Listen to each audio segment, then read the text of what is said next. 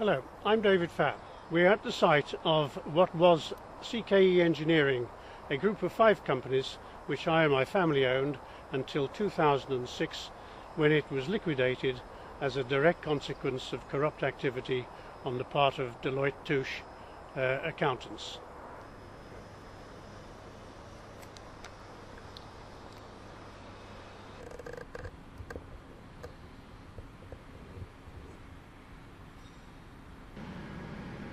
In 2001, David Fabb Holdings bought Fairmile Fencing Group in centre of Telford, and I obtained outline planning permission for a housing estate on the site.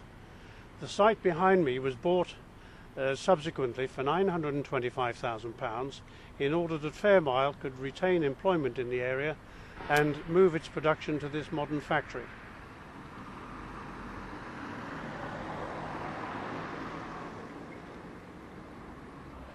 This is a 6.5 acre site where until 2003 Fairmile Fencing manufactured 150 to 200 tons of fencing per week. It was sold for redevelopment to Morris Homes in 2002 with a profit of 1.6 million for the group.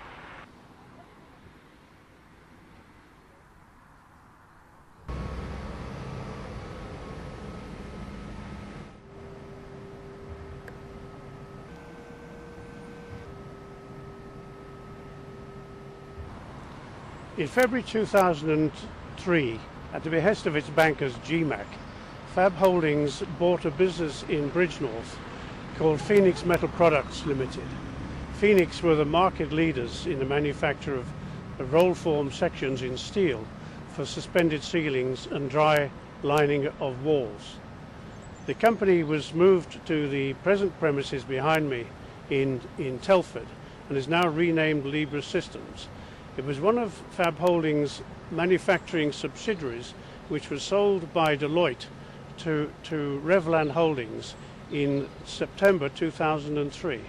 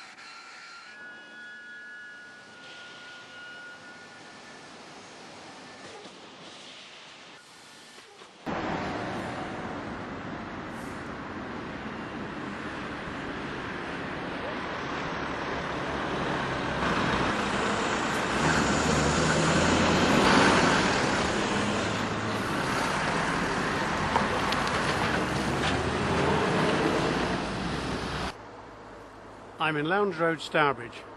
This site is the former ice cream business Ashford's Creamery, and in the middle distance is the listed building in which the famous railway locomotive, being the first one to operate in America, was built in 1828. And it's on the edge of the canal and the 30-acre estate formerly occupied by David Fabb Holdings Limited.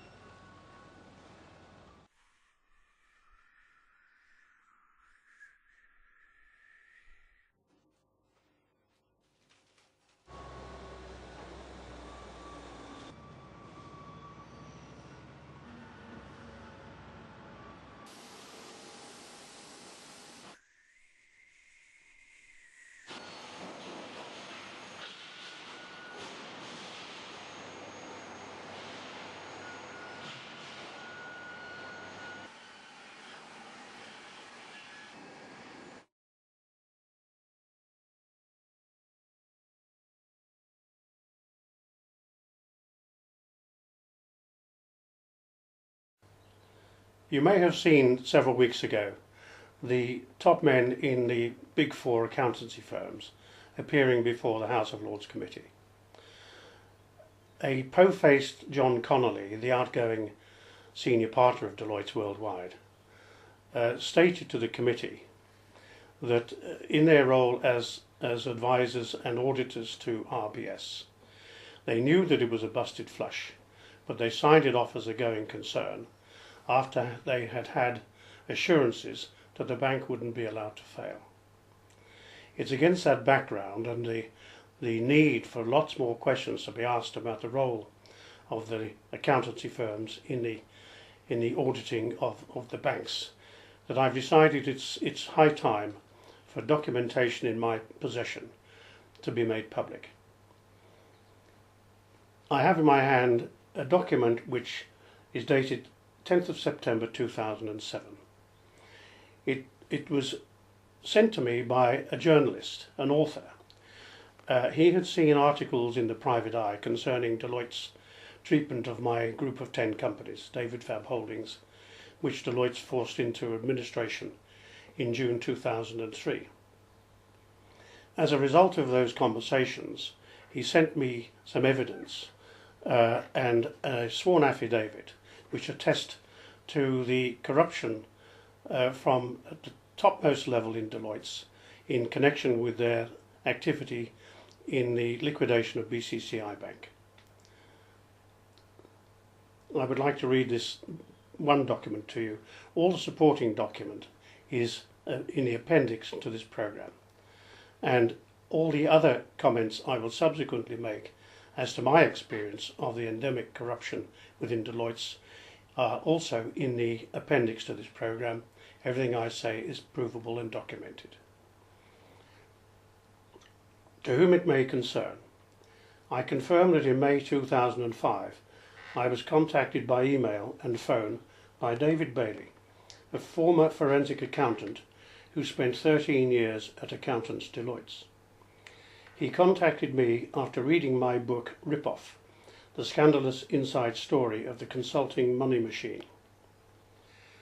The subject of his contacts was to tell me that he was a key person in helping cover up how Deloitte had defrauded creditors during their insolvency work for the Bank of Credit and Commercial International, BCCI, through three main methods: fraudulent travel expenses, overcharging staff time, false accounting to conceal partners' salaries and bonuses from the tax authorities.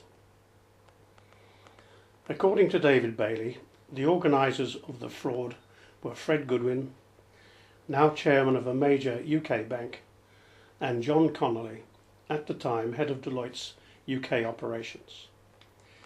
David Bailey confirmed that a key part of his cover-up was preventing the Luxembourg authorities finding out any information about Deloitte's gross profit margins on the insolvency work. I would be ready to produce a signed affidavit confirming the precise details of my conversations with David Bailey, as well as provide copies of his emails. Signed, David Craig, author, Rip-Off.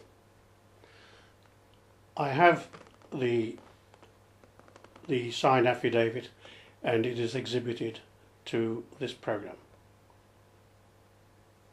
There's now a considerable clamour for a full public inquiry into the happenings which resulted in the implosion of RBS. Even our ex-Chancellor of the Exchequer is calling for a full public inquiry. I don't think there's any doubt that had the information which I have attached to this document been in the public domain at the time, that there's any chance that Fred Goodwin, the accountant, would have become a leading banker in this country.